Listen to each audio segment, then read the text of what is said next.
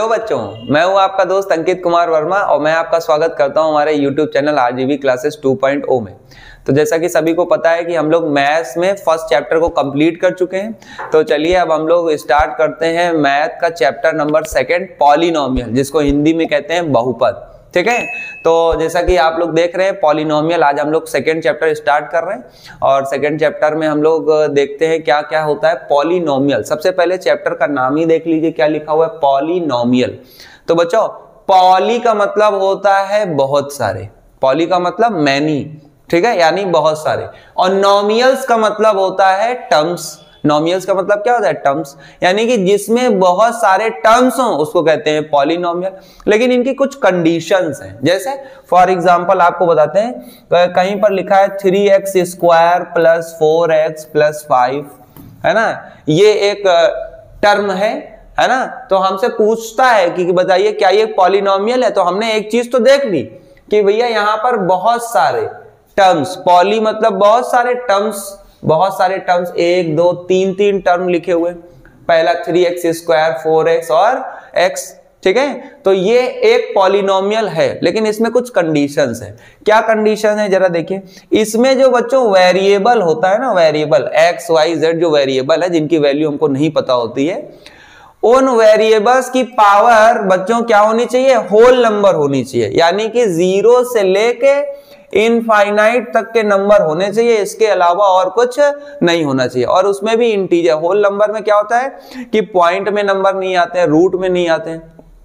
यानी सिंपल भाषा में हम लोग कह सकते हैं कि पॉलिनोमियल्स, वो पॉलिनोमियल्स क्या होते हैं जिसमें बहुत सारे टर्म्स हो और x की पावर यानी वेरिएबल की पावर 0 से लेके इनफाइनाइट तक होल नंबर में हो, ठीक है। अब इसमें क्या होता है कि आप पावर को फ्रैक्शन में नहीं रख सकते, पावर को निगेटिव नहीं रख सकते, आप पावर को रूट में नहीं रख सकते, ठीक है। यानी ये सारी चीजें जो है वो पावर में नहीं होनी चाहिए। पावर में नंबर पॉइंट में नहीं आ सकता, ठीक है, यानी कि 0 से स्टार्ट होगा, इनफाइनाइट तक जाएगा, कंप्लीट नंबर 1 2 3 4 5, है ना। अगर वेरिएबल की पावर 0 से स्टार्ट होकर इनफाइनाइट तक जा रही है और कंप्लीट इंटीजर्स हैं उसमें, तभी वो पॉलिनोमियल होगा, अदरवाइज पॉलिनोमियल नहीं होगा। जैसे हम आपको एक एग्जांपल के थ्रू समझाते हैं क्या है, जरा देखिए पॉलिनोमियल में। तो देखिए ध्यान से, जैसे लिखा हुआ है 3x की power 1/2 plus 4x square plus 5 equals to 0। मान लो ये इक्वेशन लिखी हुई है, इक्वेशन हटा देते हैं, इक्वेशन छोड़ के ये लिखा हुआ है।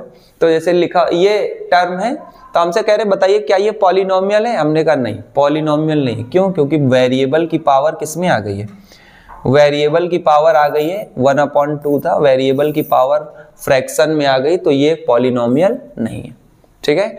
तो आप सब लोगों को समझ में आ गया होगा। एक और एग्जांपल दे देते हैं, जैसे लिखा हुआ है 4x की पावर √3 प्लस 1 माइनस 3x, तो ये दिया हुआ है। कह रहे बताइए क्या ये पॉलिनोमियल है। हमने कहा नहीं, पॉलिनोमियल नहीं है। क्यों नहीं है? क्योंकि यहाँ पर पावर रूट में आ गई है, तो रूट में भी नहीं होनी चाहिए। एक और एग्जांपल ले लेते हैं, तो ये भी हमारा पॉलिनोमियल नहीं है। एक और एग्जांपल ले लेते हैं, x की power -5 plus 4x plus 3।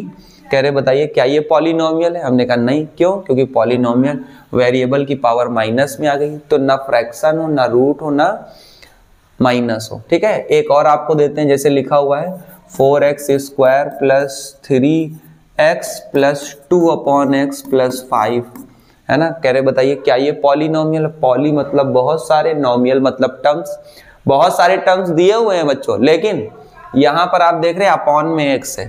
Upon में x का मतलब, जैसे मान लो पावर 1 है, अगर अपॉन में x दिया हुआ है तो इसको सॉल्व करने पर ये क्या होगा बच्चों, ये ऊपर जाएगा, और जब ऊपर जाएगा तो पावर किस में हो जाएगी, माइनस में हो जाएगी, और पावर माइनस में आ गई, इसका मतलब ये पॉलिनोमियल नहीं है। तो ना ये पॉलिनोमियल है और ना ये पॉलिनोमियल है, ठीक है, तो ये पॉलिनोमियल नहीं है। तो पॉलिनोमियल होते क्या है, जिसमें बहुत सारे टर्म्स हो और पावर जो है वो पॉजिटिव इंटीजर हो, ठीक है, 1 से 0 से लेके इनफाइनाइट तक आप कोई भी नंबर यहाँ पर रख सकते हैं, ठीक है। चलिए आइए हम लोग बढ़ते हैं चैप्टर 2 के क्वेश्चंस पे, ठीक है। बहुत ही आसान क्वेश्चन है। जैसे फर्स्ट एक्सरसाइज में क्या दिया गया है, जरा देखिए।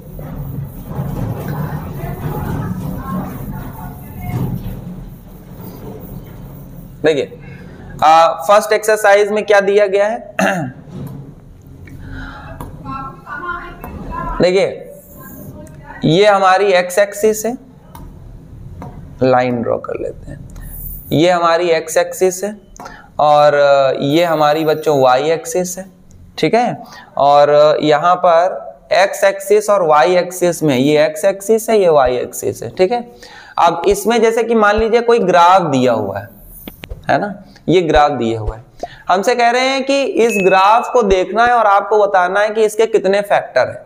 फैक्टर कह सकते हैं या कह सकते हैं वैल्यू कह सकते हैं या फिर कह सकते हैं इस ग्राफ के कितने रूट्स हैं, ठीक है।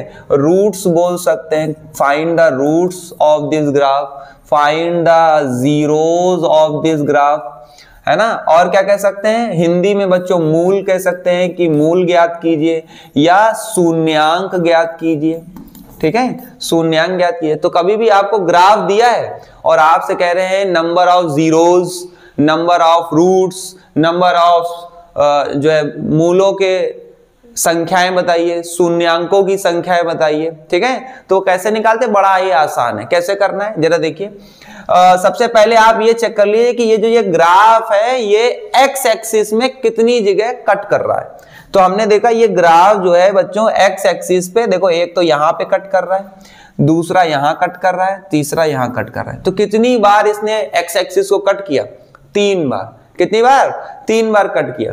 तो 3 बार कट किया तो इसके नंबर ऑफ रूट्स बच्चों कितने हो गए, 3, या जीरोस कह दे, मूल कह दे, शून्यांक कह दे, कितने हैं, 3। तो यानी कि अगर आपको ग्राफ दिया है और ग्राफ में आपको पता करना है कि कितने नंबर ऑफ जीरोस हैं, कितने नंबर ऑफ रूट्स हैं, तो बड़ा ही आसान तरीका है। आप ये देख लीजिए कि एक्स एक्सिस में ग्राफ कितने बार कैंसिल कर रहा है, कैंसिल आउट कर रहा है, कितनी बार कट कर रहा है एक्स एक्सिस में, वाई में नहीं देखना है, एक्स एक्सिस में, ठीक है। तो हमने देखा 3 बार कट कर रहा है, तो इसके number of zeros, number of roots क्या हो गए, 3 हो गए। कितने हो गए, 3। चलिए आगे एक और हम लोग करते हैं। देखिए अब जैसे मान लीजिए फॉर एग्जांपल ये हमारी एक्स एक्सिस, वाई एक्सिस है और ये हमारी एक्स एक्सिस है, ठीक है। ये हमारी जो है एक्स एक्सिस है, देखिए ये हमारी एक्स एक्सिस हो गई, ठीक। ये एक्स एक्सिस है, ये वाई एक्सिस है, ठीक है।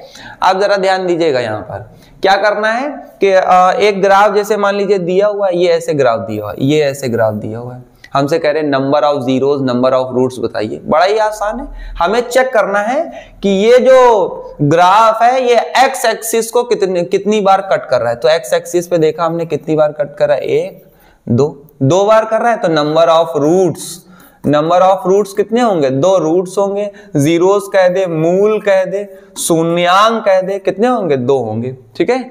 बड़ा ही आसान है। तो चलिए एक और हम लोग ग्राफ से सीखते हैं। देखिए जैसे मान लीजिए फॉर एग्जांपल आपको एक ग्राफ दिया हुआ है, आपको एक ग्राफ दिया हुआ है, ये हमारी एक्स एक्सिस है और ये हमारी बच्चों वाई एक्सिस है, ठीक है।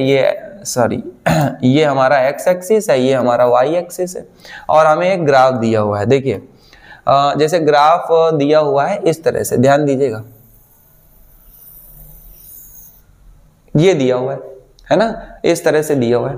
तो हमने क्या बताया था आपको कि कोई भी ग्राफ एक्स एक्सिस को कितनी जगह कट कर रहा है, वही उसका क्या होते हैं, वही उतने ही नंबर ऑफ रूट्स होते हैं। तो हमने देखा एक तो ये यहाँ पे कट कर रहा है, लेकिन यहाँ पर देखिए ये टच करके निकला, तो टच करके निकल रहा है तब भी रूट्स होगा, ठीक है। उसको भी टच करे या कट करे, बात एक ही है, ठीक है। तो उसको भी रूट्स में शामिल करेंगे। तो इसके भी नंबर ऑफ रूट्स कितने हो गए, तो इसके भी नंबर ऑफ रूट्स बच्चों हो गए 2, यानी कि मूल कितने हो गए, 2, या फिर कहें शून्यांक कितने हो गए, शून्यांक कितने हो गए, 2, ठीक है।